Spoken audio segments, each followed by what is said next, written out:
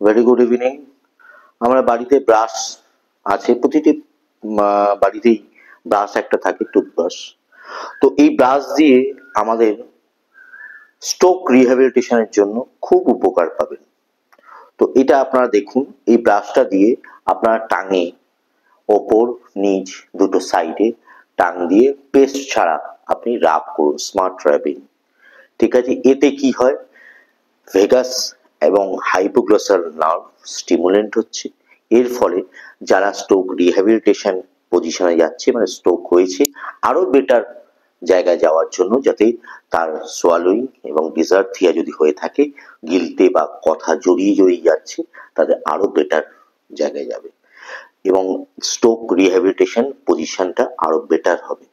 তো এইটা আজকে দেখালাম। আপনার যদি ভালো লাগে, বারবার এই দৈনন্দিন এরকম বিভিন্ন এপিসোড নিয়ে আসবো।